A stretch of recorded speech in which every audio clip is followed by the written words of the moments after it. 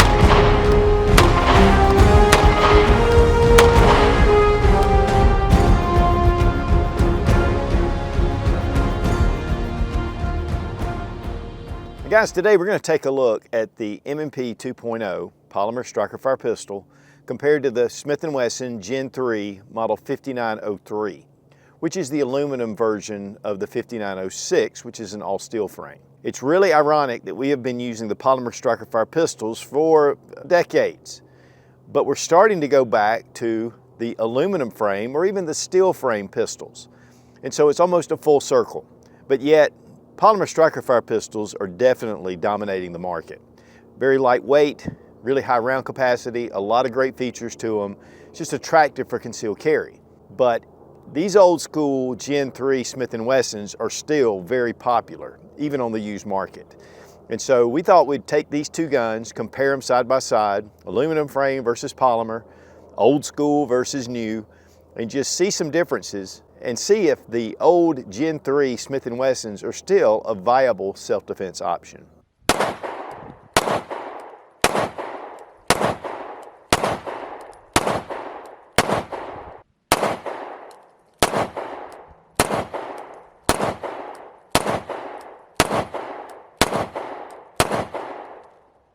Now, Smith & Wesson has a long tradition of making really quality firearms. The M&P 2.0 is the state of the art for Smith & Wesson. Polymer striker fire pistol, I mean, they're just excellent handguns. We've done a full review, obviously, on this one and others. But what really brought Smith & Wesson into the limelight was their double single action, and especially their 5906. Now, this is a all steel frame, steel slide.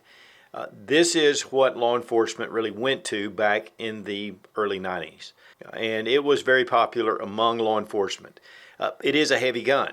And now this is the 5903, which is the same firearm, but it just has an aluminum frame, which makes it considerably lighter. And we'll take a look at the weight in a little bit. But the aluminum frame does give the 5903 a little more weight than it does with the polymer, but not as much as you'd think. But what really got the whole thing started was the Model 59. And this was what started the whole series. This is a Gen 1. It's one of their first pistols of this design, or semi-automatics. And so this is where it started. But a lot of the features on the 5903 and 5906 were taken from the original Model 59.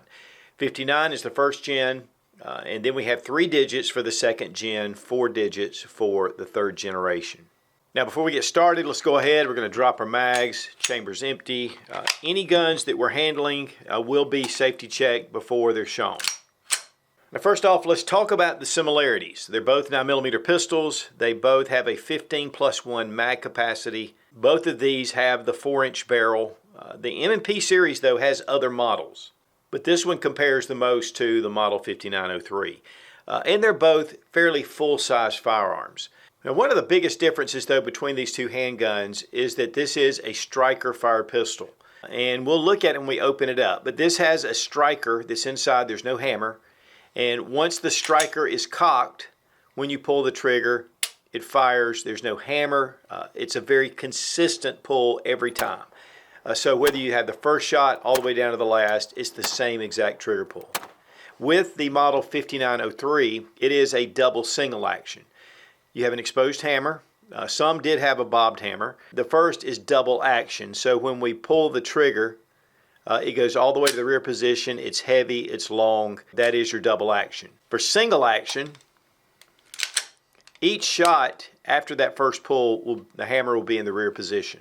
So as we pull the trigger, it's a much lighter trigger pull. So when you fire that first shot, it's a long trigger pull. Afterwards, you have a very short trigger pull. Really training with that is very important. And this is honestly part of your safety. Also, one of the things about the Smith & Wesson is that, let's say we put a magazine in and we drop a round. We have a decocker, and so we pull it down and it drops the hammer. But it is on safe.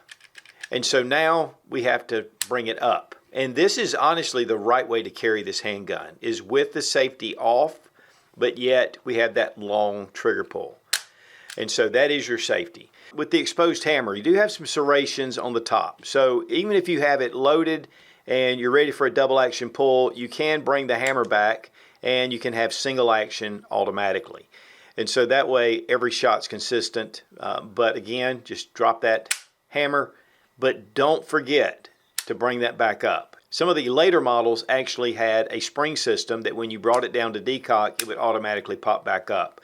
And I really like that. Very similar to the Beretta 92, which has this same kind of decocker system, but yet they have the G model, which will re-engage and take it off safe.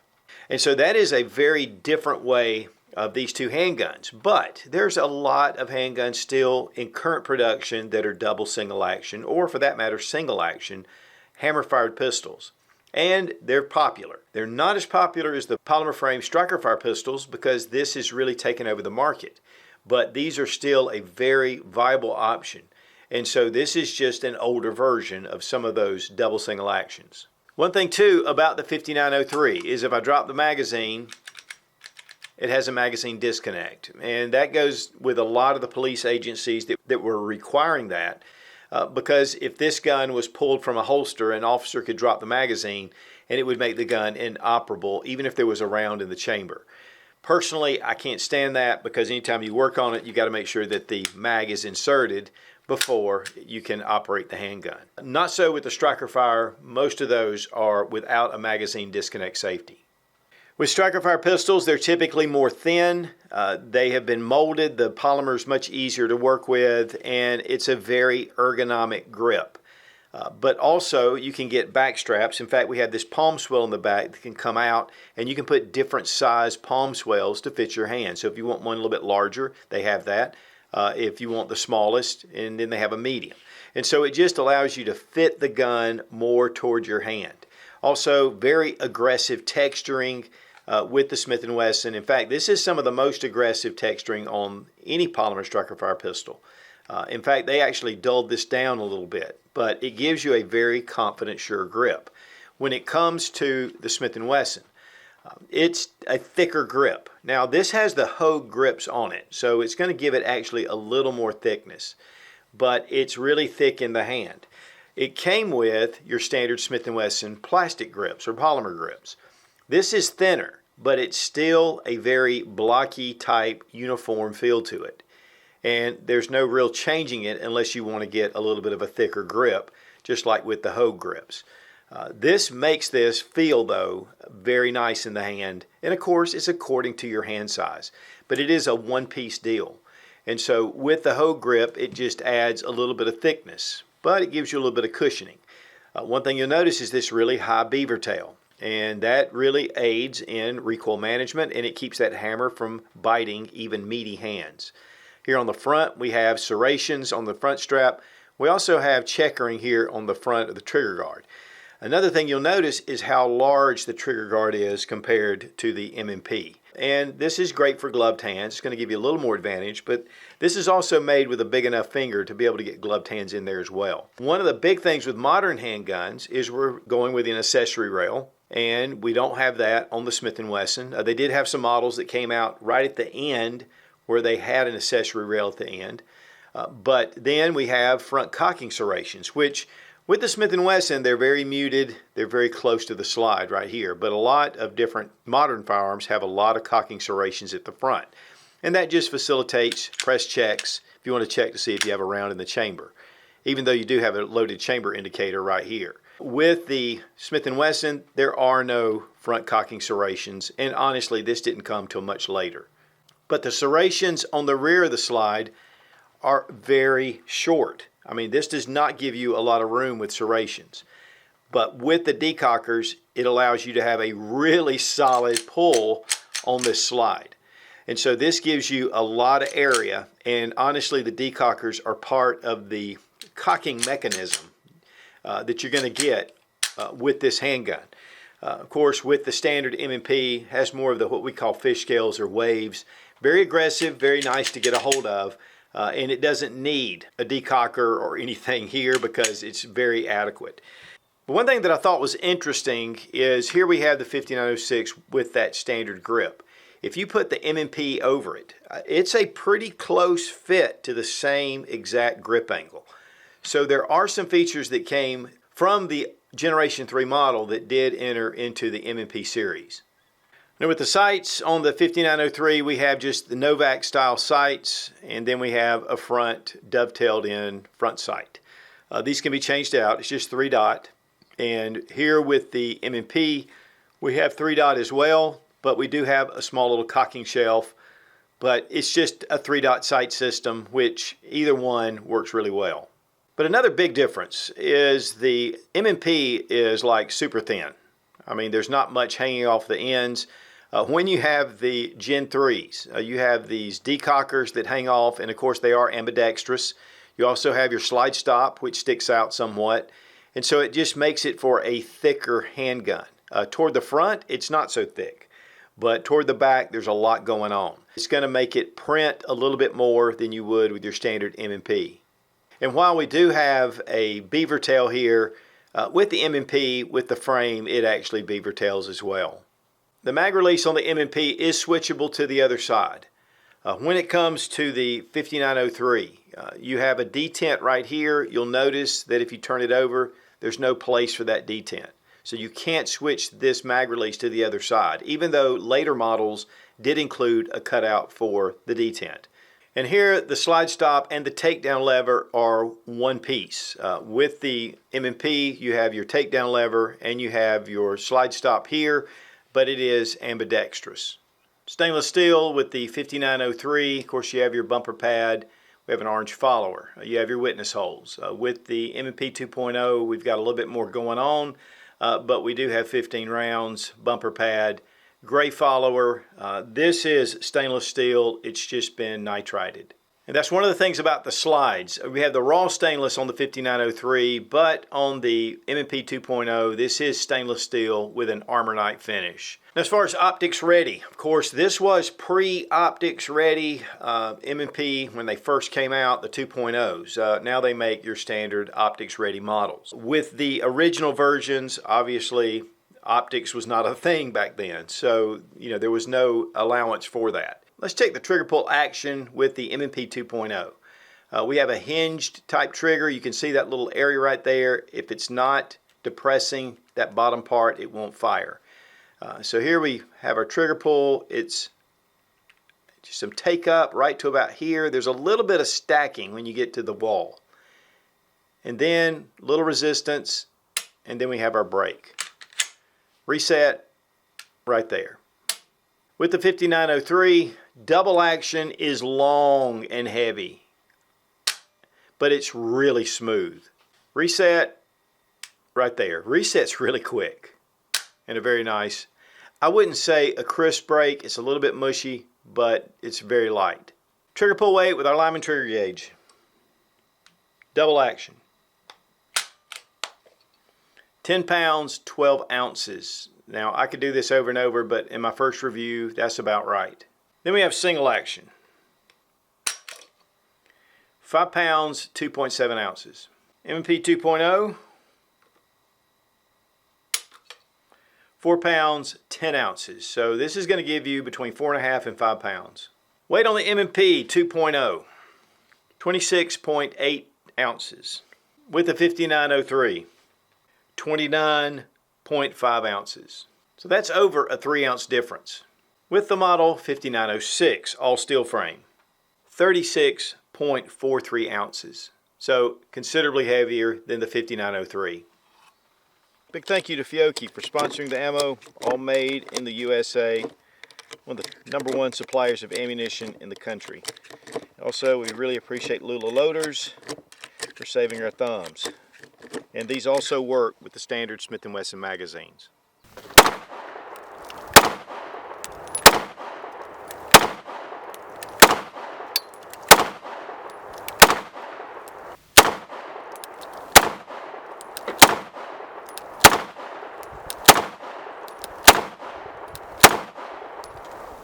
All right, guys, we're going to test them head to head. We've shot them quite a bit. I already have some opinions, but we're just going to shoot some rounds and I'm going to give you a direct comparison between the two.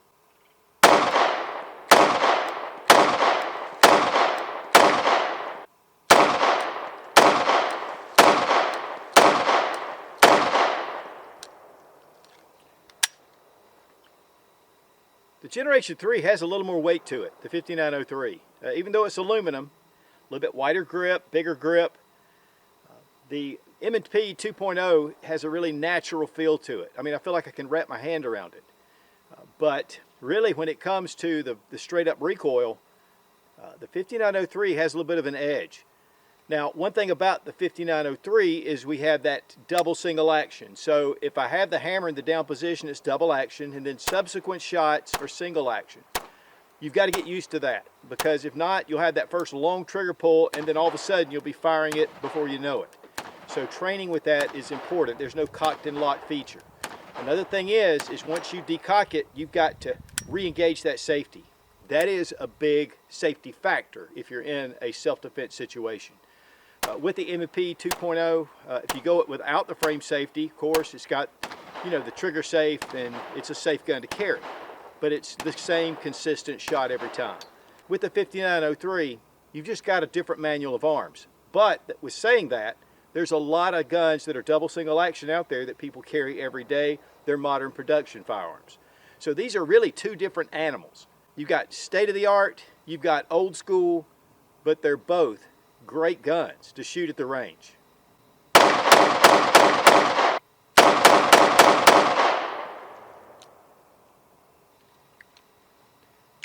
I like a lot of the features on the M&P. But guys, this gun shoots really well.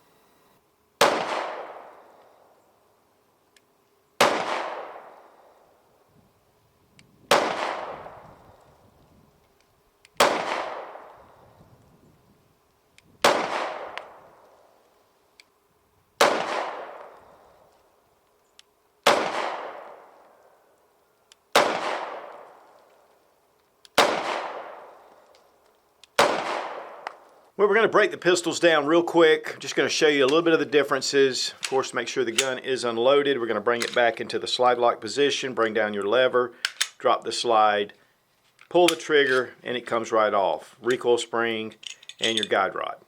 When it comes to the 5903, of course, drop your magazine, check the chamber, and we're going to bring it back. Now, we bring it back to this little notch right here.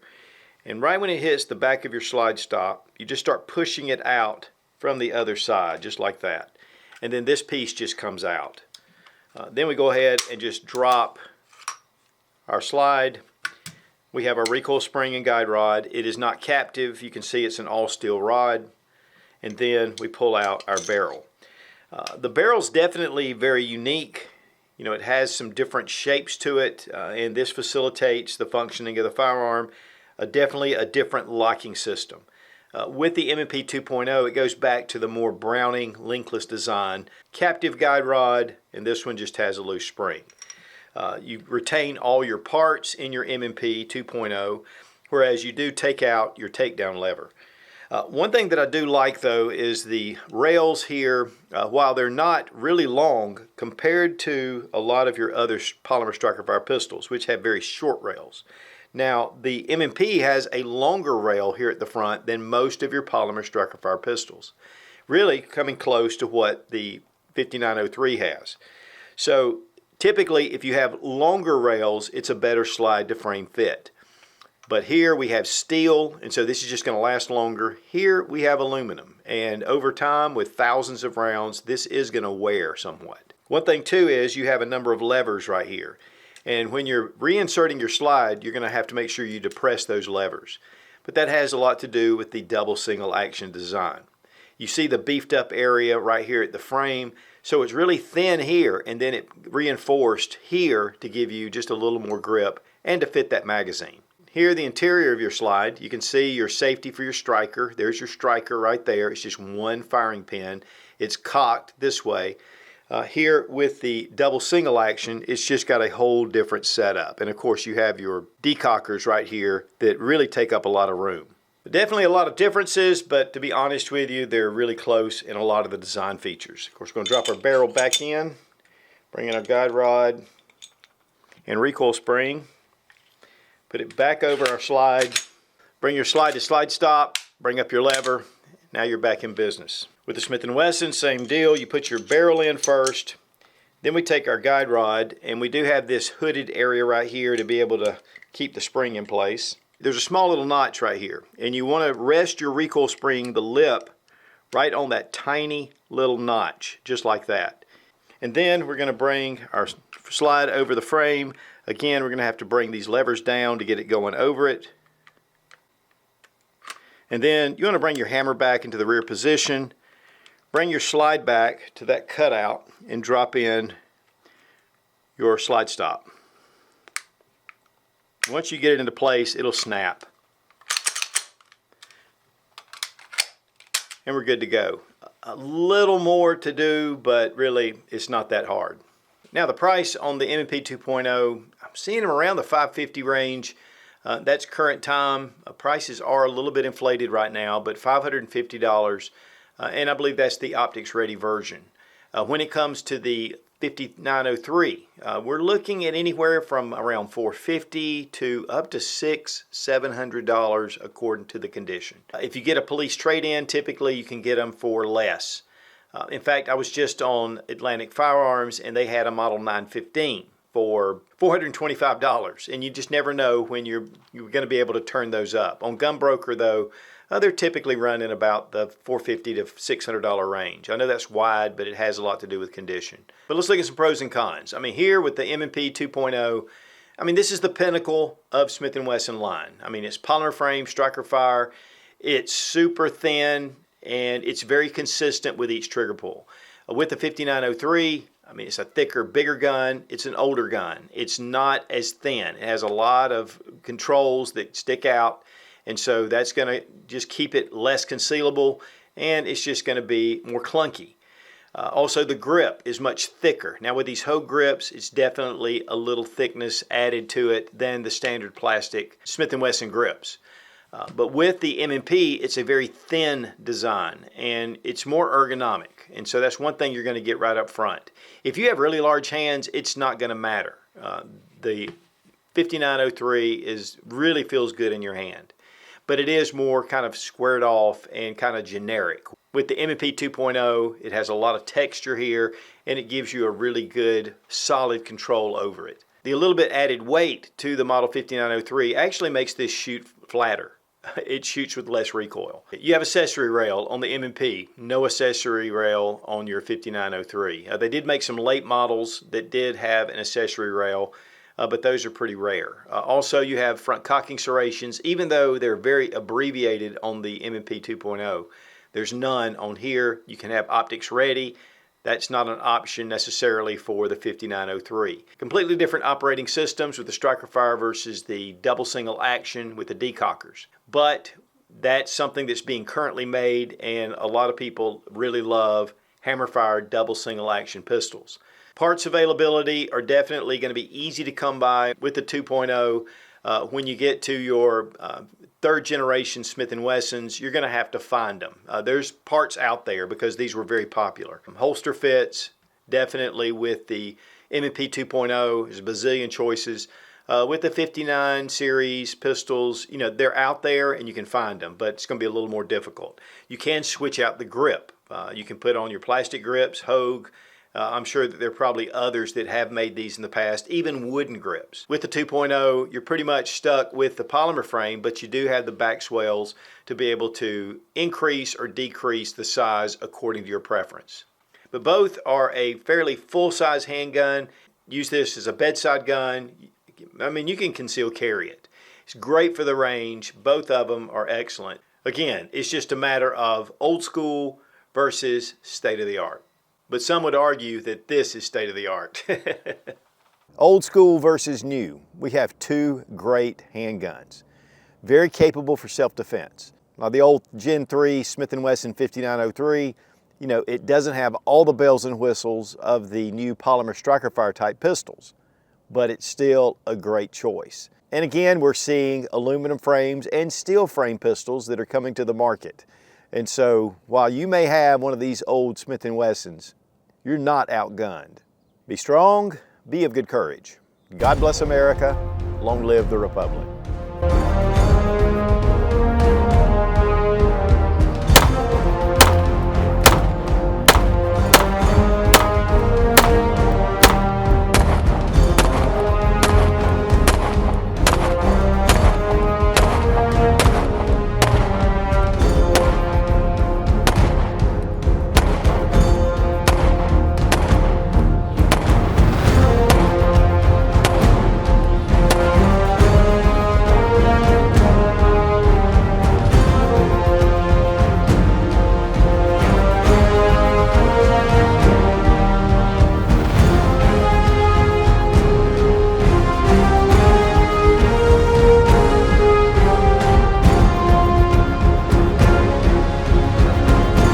Agencies that were requiring that. But one of the big things that's also a difference, okay, with the model 5903, we have our, gotta have a magazine. With the model 53, with the 50, I want to give a big thank you to Fiocchi for sponsoring. Oops. Now while the M&P 2.0 is an aluminum, there is a small ledge that kept it. Woo! And it'll make an excellent sidearm. There's Tweena. I see that. I ain't changed the last 2 days. I know, you were looking a little scruffy. Yeah, just a little. You were looking a little scruffy.